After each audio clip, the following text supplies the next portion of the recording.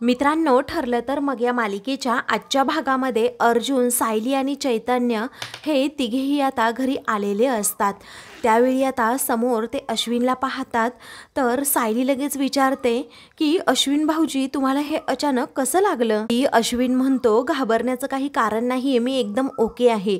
मी जेव्हा पूर्ण आजींना औषधं आणण्यासाठी बाहेर चाललो होतो तेव्हा काही अज्ञात व्यक्तींनी माझ्यावर दगड फेकला, परंतु नंतर ते मला दिसलेच नाही। अर्जुन, सायली आणि चैतन्याला खूप टेन्शन येतं की हे नक्की काय घडतंय। तर घरातील सर्वजण तिघांना विचारू लागतात की ऑफिसमध्ये सगळं काही ठीक आहे ना बाळांनो? अर्जुनला टेन्शन येतं नक्की काय सांगावं घरी, कारण जर घरी ह्या प्रकरणाबद्दल सांगितलं तर सर्वजण टेन्शनमध्ये येतील। मग आता तो गप्पच बसून घेतो। त्यावेळी चैतन्य, नक्की ऑफिसमध्ये काय झालं, कशा प्रकारे त्या साक्षीच्या गुंडांनी पब्लिकला गोळा केलं आणि आमच्या ऑफिसवर दगडफेक केली, सर्व प्रकार तो आता सांगू लागतो। त्यामुळे सर्वांना आता धक्काच बसतो। त्यानंतर आता सायली देखील जे काही घडलं ते सांगत असते की कशा प्रकारे दोघांवर सर्वांनी आरोप केले, त्याचबरोबर साक्षीला तुम्ही कशा प्रकारे फसवलं हे देखील खूप मोठ्याने बोलत होते। मग आता अर्जुनवर कशा प्रकारे ते चप्पल फेकून मारत होते आणि मी तेथे जाऊन सर्वांची कशी धुलाई केली आणि त्याचबरोबर त्यांना तेथून हाकलवून लावलं, हे सगळं काही सायली आता सांगत असते। त्यामुळे सर्वजण आता तिच्याकडे पाहू लागतात। जी बार काउन्सिलची नोटीस आलेली असते त्याबद्दलही अर्जुन, चैतन्य सांगू लागतात। एवढा सर्व भयानक प्रकार हा ऑफिसमध्ये घडला हे पाहून सर्वांना खूप मोठा धक्का बसतो। तर सायली म्हणते, आम्ही सर्वजण काळजीत होतो, मग तिथे कोण आलं असेल आम्हाला मदतीसाठी? अस्मिता विचारते, कोण आलं होतं सांग ना पटकन। मग आता रविराज सर आले होते असं सायली म्हणते। तेव्हा सर्वांना कुठे जरा बरं वाटतं। दुसरीकडे रविराज हा घरी आलेला असतो आणि नागराज व प्रियाला सांगत असतो की मी अर्जुन आणि चैतन्यला मदत करणार। मग आता प्रियाला धक्का बसतो। तेव्हा ती विचारते, काय बाबा, तुम्ही अर्जुनला मदत करणार?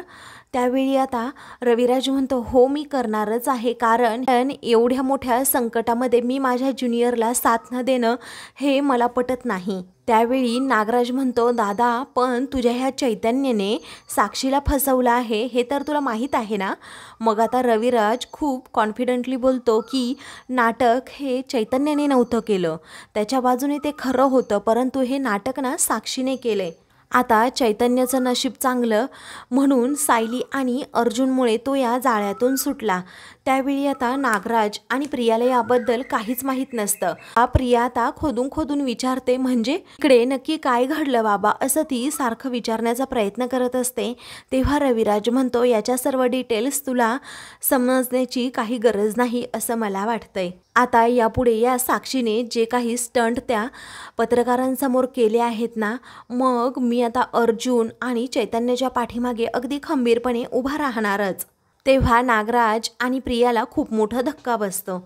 इकडे कल्पना म्हणते, रविराज भाऊजी नेहमी मदतीला धावून येतात, तेव्हा रविराज नेहमी सत्याची बाजू घेतात, म्हणून माझ्या नातवंडांच्या पाठीशी ते उभे राहणारच असं पूर्णाजी म्हणतात। तर अस्मिता म्हणते की साक्षी अंगात वारं शिरल्यासारखी काही पण वागते, हे लोकांना काही दिवसात समजेल, मग हे प्रकरण संपेल ना? त्यावेळी सायली म्हणते, नाही हो अस्मिताताई, हे प्रकरण अजून गंभीर होणार आहे। तेव्हा सर्वजण विचारतात, काय आणि कसं गंभीर होईल? अर्जुन सांगतो, 2-3 दिवसामध्ये आम्हाला बार काउन्सिल समोर जायचं आहे आणि तेथे जाऊन ते काय ठरवतील ते आम्हाला मान्य करावंच लागेल। तेव्हा हे ऐकताच सर्वांना खूप मोठा धक्का बसतो। दुसरीकडे आता बार काउन्सिलबद्दल सगळं काही रविराज आता प्रिया आणि नागराजला सांगतो। मग आता प्रिया म्हणते की काय हो बाबा, अर्जुनला खूप मोठी शिक्षा होईल का आता? मग आता रविराज म्हणतो, नाही, आता बार काउन्सिलमध्ये जे काही होईल ते अर्जुनला सामोरं जावंच लागेल आणि चैतन्यालाही, पण पाहू पुढे आता काय होतंय ते। एवढी मोठी शिक्षा तर होणारच नाहीये, कारण अर्जुन आणि चैतन्य हे दोघेही किती प्रामाणिक वकील आहेत हे मेंबरला चांगल्या प्रकारे माहीत आहे। त्यावेळी आता नागराज मुद्दामच रविराजला म्हणतो की म्हणजे 50-50 आहे म्हणायचं. अर्जुन आणि चैतन्याने त्या दोघांनीही त्यांच्या वकिलीची प्रॅक्टिस कायमची बंद करायची. असंही होऊ शकतं ना दादा, असं म्हणून तो प्रियाला डोळा मारतो. दोघेही जण हसतात. त्यावेळी रविराज म्हणतो शक्यता नाकारता येत नाही, परंतु मी त्या दोघांसाठी शेवटपर्यंत अगदी लढणार म्हणजे लढणारच. त्या साक्षीचा खरा चेहरा जोपर्यंत जगासमोर येत नाही ना, तोपर्यंत मी गप्प बसणारच नाही, असं म्हणून रविराज तेथून जातो. तर प्रिया आता पूर्णपणे कोलमडून जाते. तेव्हा आता प्रिया आणि नागराज हे दोघेही घाबरतात आणि एकमेकांना म्हणत असतात काहीतरी करायला हवं, कारण आता जर ही आश्रम केस याने पुन्हा ओपन केली तर मग काही खरं नाही. तेव्हा नागराज म्हणतो की हो ना, आत्ता कुठे प्रतिमा गेली तरीही हा नव्या जोमाने कामाला लागलाय. जरा मरेपर्यंत तरी याने प्रतिमाची आठवण काढावी, असं तुला वाटत नाही का प्रिया? तेव्हा ती म्हणते अहो, जर साक्षीचा खरा चेहरा सर्वांसमोर उघड झाला तर आपलं काय होणार हे पहा अगोदर. या कुलपाची एकच किल्ली आहे, ते म्हणजे अर्जुन आणि सायलीचं कॉन्ट्रॅक्ट मॅरेज. जरी त्याने ती फाईल पाताळात जरी लपून ठेवली ना, ती मी शोधून काढणारच. इकडे कल्पना म्हणते एक संकट आलं ना आपल्यावर तर एकामागून दुसरी संकट सारखी येतच राहतात. मग आता सायली म्हणते त्यातूनही चांगला मार्ग दिसतो. आता बघा ना, आपल्यासाठी रविराज सर उभे राहिले आहेत आपल्या मदतीसाठी म्हटल्यावर आम्हाला काहीच अवघड वाटत नाही. आणि आमचे मधुभाऊ नेहमी काय म्हणतात माहिती आहे का, जर पेल्यामध्ये 2 घोट पाणी असेल ना तरीही म्हणावं आहे. असं निगेटिव्ह कधीच बोलू नये की त्या पेल्यामध्ये पाणीच नाही आहे.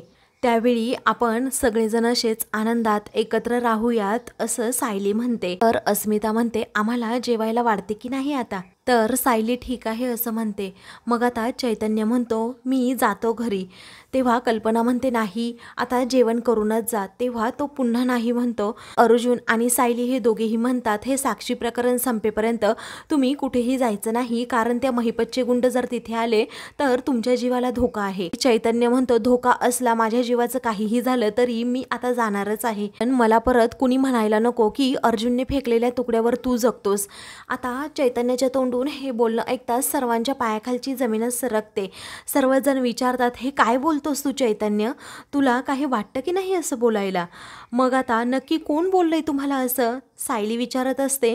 तेव्हा ती साक्षीच बोलली असेल, दुसरं कोण बोलणार? ती खूप चीप आहे आणि तिच्याच तोंडून अशी शब्द निघाले असणार. कल्पना रागातच चैतन्याला म्हणते. तेव्हा तो म्हणतो आजपर्यंत मावशी मी कुणाच्याही फेकलेल्या तुकड्यांवर जगलो नाहीये की कुणाच्या घरी असं जाऊन राहिलेलो नाहीये. तुम्हाला तर माहीत असेल मी माझं मेहनतीने सगळं काही करतो आणि कमवतो आणि मगच खातो. अनाथ आहे म्हणून असा कुणापुढे कधीही हात पसरलेला नाही, तुला पण माहीत असेल. त्यावेळी आता त्याचं इथे काय आलंय आणि कोण म्हणालं तुला तू अनाथ आहे असं आता रागातच कल्पना विचारते. तेव्हा तो म्हणतो मावशी अगं पण आहे ना मी अनाथ. तेव्हा कल्पना आता खूपच चिडते आणि म्हणते आजपर्यंत आईसारखी तुला माया लावली आणि तू अनाथ आहे असं स्वतःला म्हणवून घेतोस. गुपचूप पाय धू आणि जेवायला बस इथे. तेव्हा चैतन्य म्हणतो मावशी नको ना. तरीही ती आता खूपच चिडते आणि म्हणते चैतन्य अगोदर जेवायला बस. तेव्हा चैतन्याचा आता नाईलाज होतो, तो गुपचूप आतमध्ये जातो. तेव्हा कल्पना अस्मिताला म्हणते पूर्णाईंना आतमध्ये घेऊन जा. तेव्हा सर्वजण तेथून जातात. अर्जुन म्हणतो चैतन्याला सरळ करण्यासाठी मम्माच उपयोगी पडते. सायली म्हणते की अनाथ असल्याचं दुःख चैतन्य सरांना जेवढं आहे ना तेवढं मलाही आहे, कारण माझ्याही पाठीमागे मधुभाऊंशिवाय दुसरं कुणी नाही आहे. मग आता ती तेथून जाते. त्यावेळी आता अर्जुन मनातल्या मनात म्हणतो असं बोलून तुम्ही मला हर्ट करू नका, मी आहे तुमच्यासाठी. त्यानंतर सर्वांचं जेवण करून होतं. तेव्हा विमल म्हणते उद्यासाठी मटकीची उसळ करायला मी मटकी भिजत घालू का वहिनी? मग आता कल्पना म्हणते हो. मग आता विमल म्हणते उद्या वटपौर्णिमा आहे, त्यावेळी वटपौर्णिमेसाठी काय जेवण बनवायचं? पण बासुंदीपुरी बनवायची का गं सायली? असं आता कल्पना तिला विचारते. तेव्हा सायली तेथे येत म्हणते आई यांना रव्याची खीर ओलं खोबरं टाकून खूप आवडते, तशी करूयात का आपण? तेव्हा आता हो यांना आवडते तशी आपण खीर करूयात ना, असं आता कल्पना आणि विमल एकसाथ बोलतात. तेवढ्यातच अर्जुन तेथे येतो आणि म्हणतो खीरपुरी वा मस्त बेत आहे, पण काय आहे उद्या? तेव्हा वटपौर्णिमा असल्याचं कल्पना म्हणते आणि सावित्रीने आपल्या पतीचे प्राण वाचवण्यासाठी हे व्रत केलं होतं.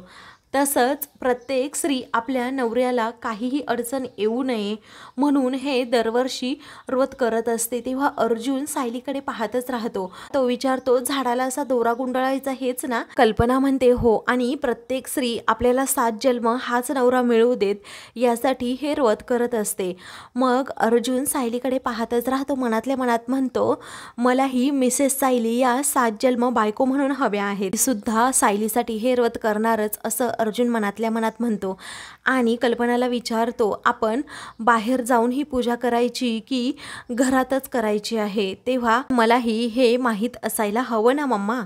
त्यावेळी कल्पना आता त्याला सांगू लागते, उद्या निर्जळी उपवास धरायचा, पाण्याचा एक घोटही घ्यायचा नाही, मग वडाच्या झाडाची पूजा करून आत फेरे घ्यायचे आणि मग मागणं मागायचं।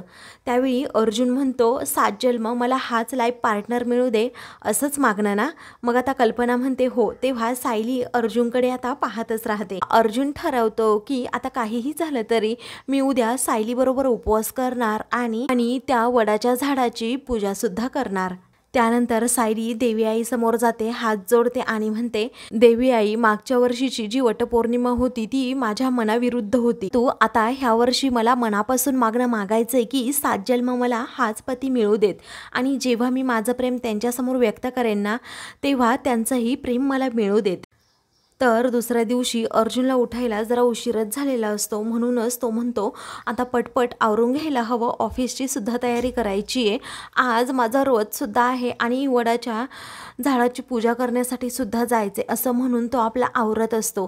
त्याचवेळी सायली अगदी नटून थटून लग्नाची साडी नेसलेली असते, ती नेसून अर्जुन समोर येऊन उभी राहते आणि त्याला म्हणते, सर, ही घ्या कॉफी। तेव्हा तो तिच्याकडे अगदी प्रेमाने पाहतच राहतो आणि तिच्यावर नजर हटवत सुद्धा नाही। सायली इशारा करूनच आता विचारते, काय झालं? अर्जुन म्हणतो, काही नाही, पण आपल्या लग्नामध्ये तुम्ही ही साडी घातली होती का?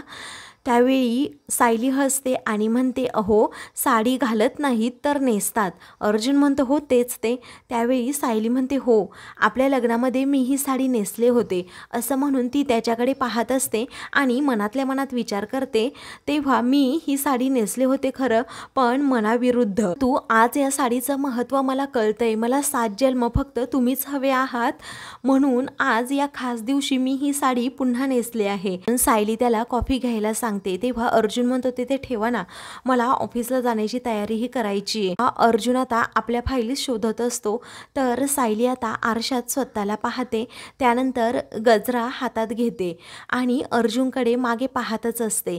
त्यावेळी अर्जुन देखील आता तिच्याकडे पाहत असतो, तिचं सौंदर्य न्याहाळत असतो आणि गालातल्या गालात हसत असतो। त्यानंतर सायली आता गजरा माळत असते, परंतु तिला तो गजरा व्यवस्थित माळताच येत नाही।